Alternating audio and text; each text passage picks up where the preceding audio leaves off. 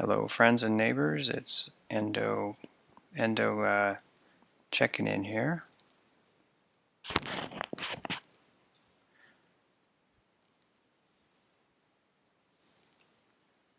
Hello, it's Endo checking in here about 10 a.m. or so, 11 a.m. Eastern. And what we're going to do here is just start up a training session for helicopter training. I'm using the app called HeliX. And you can see here on the screen that I got it back in April, so it's now about August. So April 25 to May, June, July. So I've been doing this about 3 months. 3,200 crashes. I've used it a lot. I've probably used it looks like, a total of about 60 hours. I've also used a couple of other programs to try to learn how to fly helicopters. So I've also used Phoenix RC, which was great. I actually liked that one a lot, but I was running it on a Windows PC, and I checkmarked the setting that said aggressive CPU usage. And what happened was I was playing it for about 2 hours straight one night, and I started to smell something burning, and the next thing I knew, it had just burned up my CPU in my tower PC. So apparently, you got to be careful that the computer you're using is strong enough to actually handle the graphics on some of these. I'm not a big computer game buff, but I have tried the 3 or 4 of these. So I've done the Phoenix RC on a PC, and now I'm using an iMac.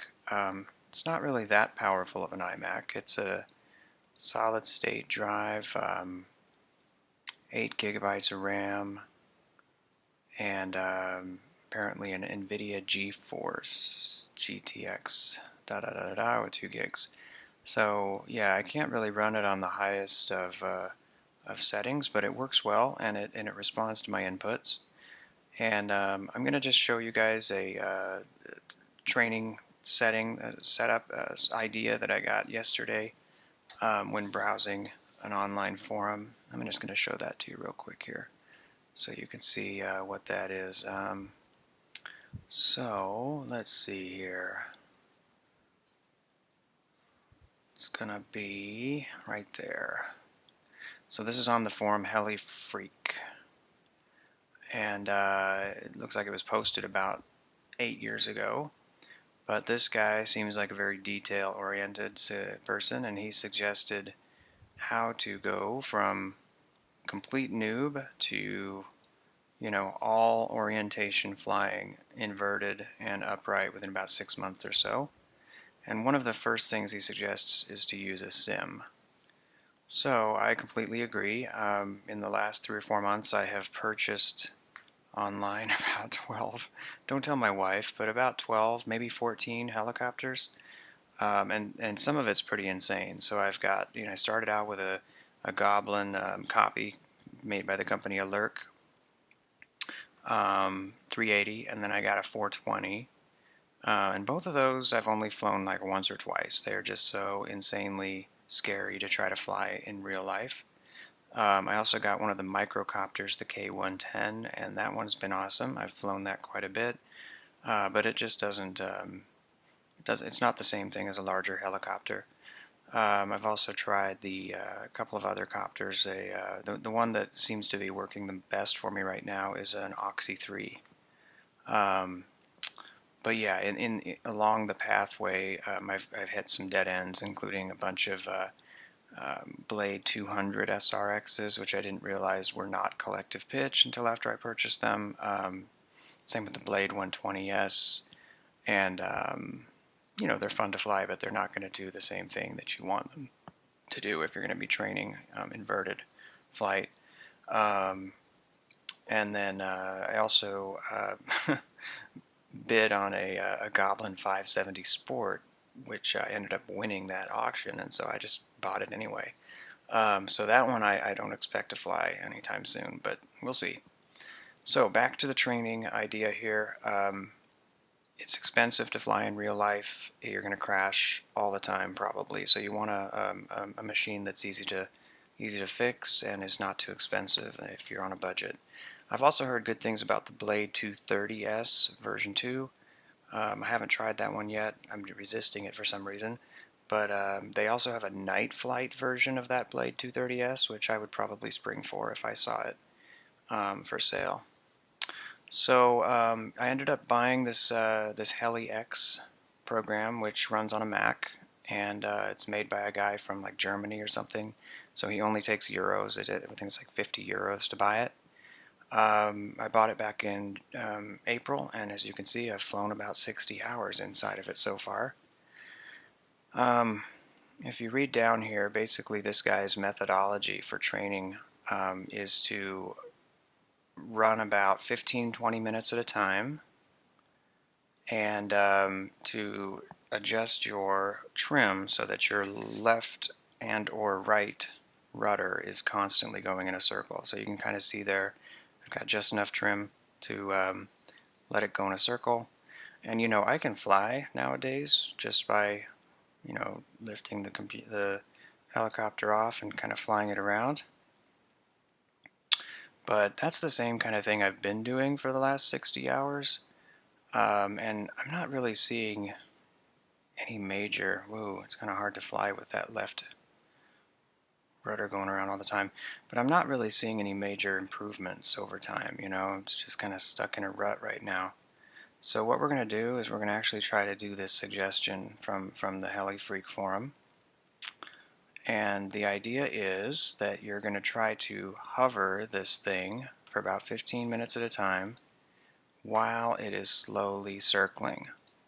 So let me get in this hover here and then go down. So this is basically up here I said start stop training, and we're actually doing just the regular hover training here. And you can adjust that. So he suggests going to 2 meters height, 1 per minute rotation speed, view direction on the back. You know, you can adjust the size of this area. I like the large or the extra large. You can also tell them to go inverted. Not sure what swing is. Rotate clockwise. And then you can tell it whether or not you want to have to control the collective pitch or the rudder, or if you want the program to do that for you.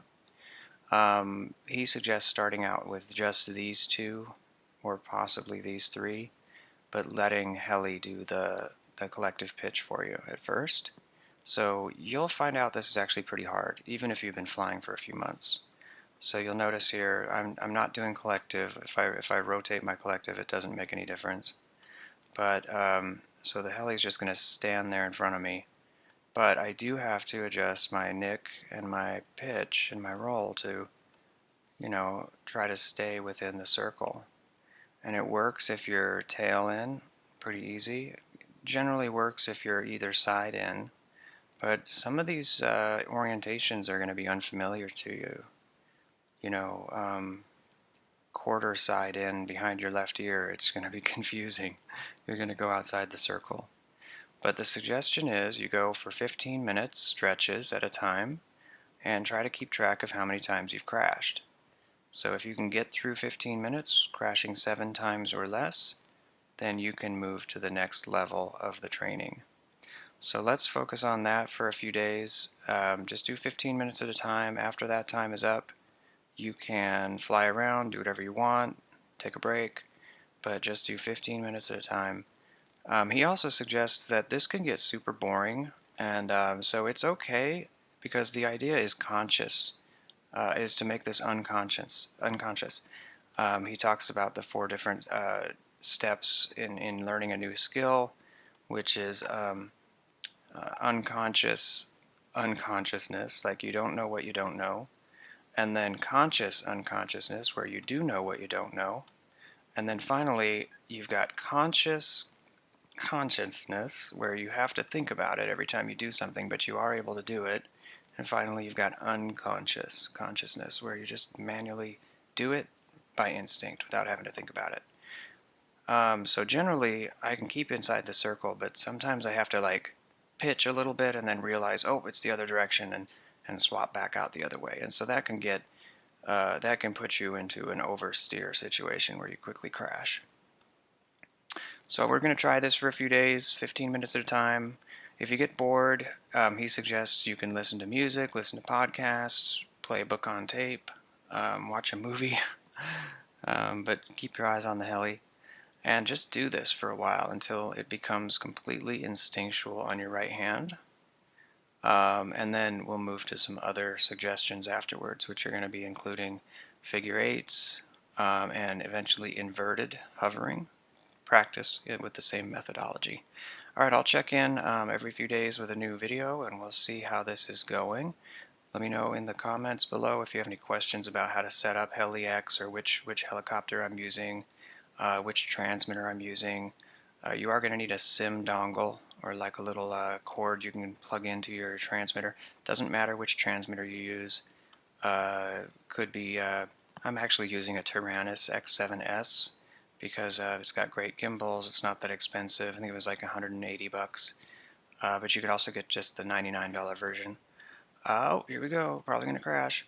Alright guys, you could also just use a cheap one. You know, a lot of helicopters nowadays come with cheap little transmitters, as long as they've got a 3.5 millimeter headphone jack on the back that you can plug in with and send the analog signal, or sometimes they'll have a USB plug for digital signals. And then you can get the dongle online for about 5 to 10 bucks, pretty much anywhere, eBay, Amazon, or any of the helicopter stores online. Alright, leave me a comment. Let me know how you're doing with this or if you want to come along. Alright guys, take care.